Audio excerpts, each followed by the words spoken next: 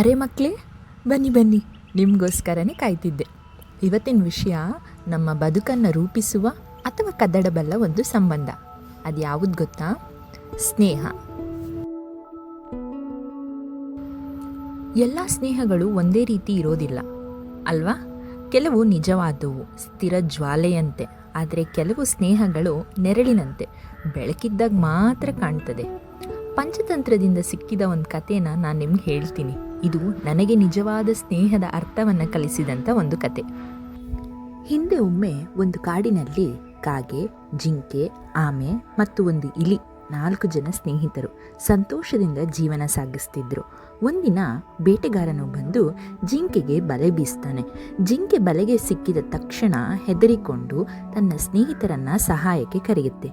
ಇಲಿ ಬಲೆಯನ್ನು ಕಚ್ಚಿ ಜಿಂಕೆಯನ್ನು ಬಿಡಿಸುವ ಪ್ರಯತ್ನದಲ್ಲಿದ್ದಾಗ ಆಮೆ ಮತ್ತು ಕಾಗೆ ಬೇಟೆಗಾರನ ಗಮನವನ್ನು ಬೇರೆ ಕಡೆ ತಗೊಂಡು ಹೋಗಿರುತ್ತೆ. ಇವರೆಲ್ಲರೂ ಒಟ್ಟಾಗಿ ಕೆಲಸ ಮಾಡ್ತಾರೆ. ಅವರ ನಂಬಿಕೆ ಅಚಲವಾಗಿತ್ತು. ಇದು ನಿಜವಾದ ಸ್ನೇಹಕ್ಕೆ ಒಂದು ಒಳ್ಳೆಯ ಉದಾಹರಣೆ. ಸಹಕಾರ, ನಂಬಿಕೆ ಮತ್ತು ಪರಸ್ಪರ ಆರೈಕೆ. ಆದರೆ ಮಕ್ಕಳೇ, ಎಲ್ಲ ಸ್ನೇಹಗಳು ಈ ರೀತಿ ಇರೋದಿಲ್ಲ. ಮತ್ತೊಂದು ಕಥೆನೂ ನಾನು ನಿಮಗೆ ಹೇಳ್ತೀನಿ. ಒಮ್ಮೆ ಒಂದು ಮಂಗ ಮತ್ತು ಮೊಸಳೆ ಒಳ್ಳೆ ಸ್ನೇಹಿತರಾಗಿರ್ತಾರೆ. ಆದರೆ ಮೊಸಳೆಗೆ ದುಷ್ಟ ಉದ್ದೇಶಗಳಿತ್ತು. ಒಮ್ಮೆ ಮೊಸಳೆಯ ಹೆಂಡತಿ ಮಂಗನ ಹೃದಯವನ್ನು ತಂದುಕೊಡು ಅಂತ ಕೇಳ್ತಾಳೆ. ಮೊಸಳೆ ಮಂಗನನ್ನು ಮೋಸದಿಂದ ತನ್ನ ಬೆನ್ನಿನಲ್ಲಿ ಕರೆದೊಯ್ದು ನದಿಯ ಮಧ್ಯದಲ್ಲಿ ತನ್ನ ಯೋಜನೆಯನ್ನು ಹೇಳುತ್ತೆ. ಆದರೆ ಬುದ್ಧಿವಂತ ಮಂಗ, ಅಯ್ಯೋ, ನನ್ನ ಹೃದಯ ಮರದ ಮೇಲೆ ಬಿಟ್ಟು ಬಂದಿದ್ದೀನಿ, ಬಾ ಹಿಂದಕ್ಕೆ ಹೋಗಿ ತಗೊಂಬರೋಣ ಅಂತ ಹೇಳಿ ಮತ್ತೆ ಮೊಸಳೆಯನ್ನು ಕರೆದೊಯ್ಯುತ್ತೆ. ಮಂಗ ಈ ರೀತಿ ಹೇಳಿ ತಪ್ಪಿಸಿಕೊಳ್ಳುತ್ತೆ. ಆದರೆ ಈ ಘಟನೆಯಿಂದ ಕಲಿತಂಥ ಪಾಠ ಹಾಗೇ ಉಳಿಯುತ್ತೆ. ಹುಸಿ ನಗುವ ಮುಖವಾಡ ಧರಿಸುವ ಹಿತಶತ್ರುಗಳ ಬಗ್ಗೆ ಎಚ್ಚರ ಇರಬೇಕು. ಮಕ್ಕಳೇ, ಕೆಲವು ಸ್ನೇಹಗಳು ನಿಮ್ಮ ಶಕ್ತಿ ಮತ್ತು ಶಾಂತಿಯನ್ನು ಹೀರಿಕೊಳ್ತವೆ. ಅವು ಸ್ವಾರ್ಥಮಯ ಉದ್ದೇಶಗಳಲ್ಲೇ ಬೆಳೆದಿರುತ್ತೆ. ನಿಮಗೆ ನೋವು ಮತ್ತು ನಂಬಿಕೆ ದ್ರೋಹ ಮಾಡ್ತವೆ. ಇಂತಹ ಜನರನ್ನು ಹೇಗೆ ಗುರುತಿಸಬಹುದು? ಗಮನ ಕೊಡಿ.